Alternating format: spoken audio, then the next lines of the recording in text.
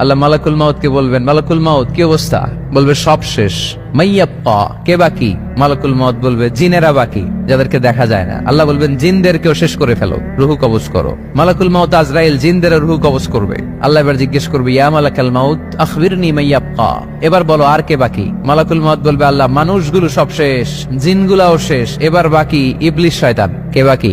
ইবলিসরেও শেষ করো, ইবলিসও শেষ। আল্লাহ আবার জিজ্ঞেস করবেন, ইয়া মালাকাল মাউতি মাইয়াব্বা, আর কে বেঁচে আছে বলো? মালাকুল মাউত বলবে, আল্লাহ আপনার কথা অনুযায়ী পৃথিবীর সব মানুষের রুহু কবজ করলাম, সব জিনদের রুহু কবজ করলাম, ইবলিসের রুহু কবজ করলাম, এখন আছে শুধু ফেরেশতারা। আছে কারা? যাও ফেরেশতাদের রুহু কবজ করো। ফেরেশতাদের রুহু কবজ হয়ে যাবে। এবার আল্লাহ জিজ্ঞেস করবেন, ইয়া মালাকাল মাউত আখবিরনি মাইয়াব্বা।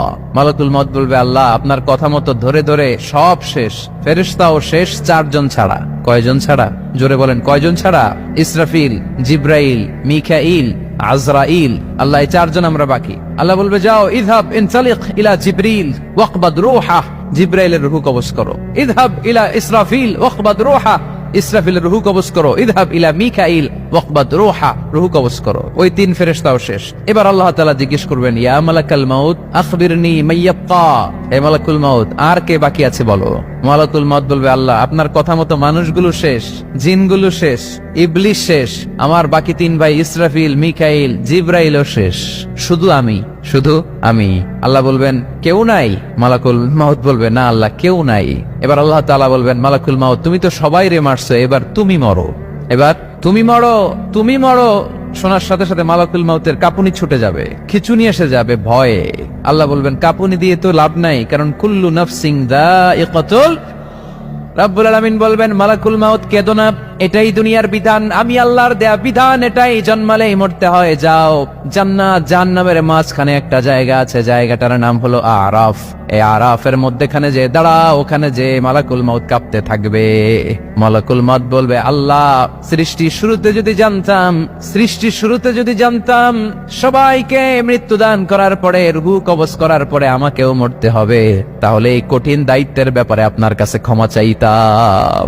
আজকে আমারও যে ভাগ্য বরণ করে নিতে হবে সৃষ্টির শুরুতে, আমি এটা কল্পনাই করতে পারি নাই। আল্লাহ বলবেন, নো টক, মুত ইয়া মালাকাল মাউত, মর, মরে যা, মুত, মরে যাও।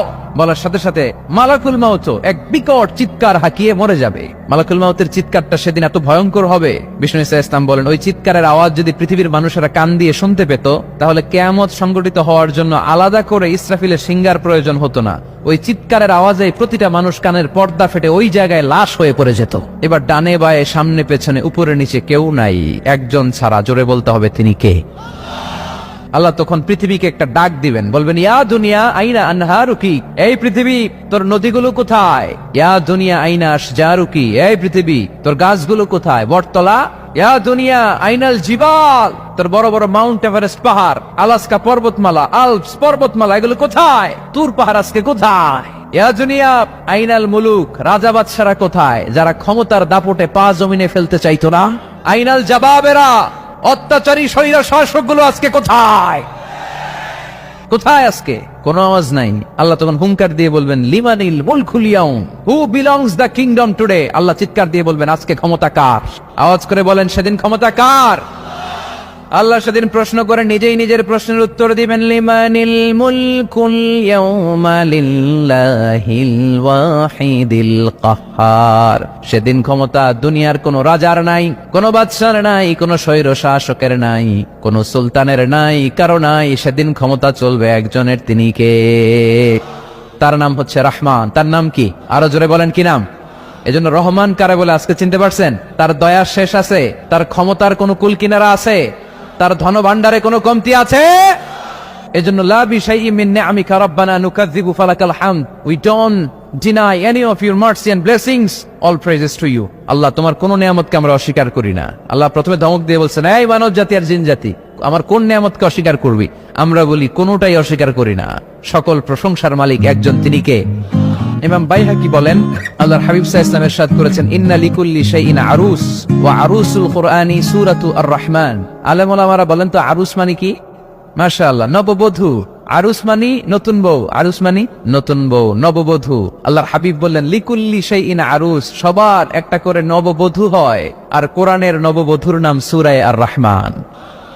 ইন্না লিকুল্লি শাইইন আরুস ওয়া আরুসুল কুরআনি সূরাতু আর-রহমান। দুনিয়ার প্রত্যেকের জন্য আল্লাহ একজন করে নববধূ দান করেছেন। আল্লাহর কোরআনেরও একটা নববধূ আছে, এই কোরআনের নববধূর নাম সূরা আর-রহমান। কোরআনের নববধূ, কোরআনের নতুন বউ, কোরআনের নতুন বউ। কেন আল্লাহ এত সূরা থাকতে 114টা সূরা থাকতে আর রহমানকে কোরআনের নববধূ বললেন? এর কারণ নববধূ যেমনি বাসর রাতে হাতে পায়ে আলতা মেখে, বেনারসি শাড়ি পরে, জুয়েলারি অর্নামেন্টস পরে, পার্লারিং করে, মেকআপ করে হাজবেন্ডের জন্য নিজেকে উজাড় করে সাজায়, ঠিক তেমনি আল্লাহ তাআলা এই দুনিয়াতে আমাদেরকে কি নেয়ামত দিয়েছেন আর আখিরাতে কি কি নেয়ামত দিবেন, এই বর্ণনা দিয়ে এই সূরাটাকে আল্লাহ উজাড় করে সাজিয়ে দিয়েছেন। এজন্য এই সূরার নাম হচ্ছে আরুস আল কোরআন। কোরআনের নববধূ, সবকিছুর নববধূ আছে।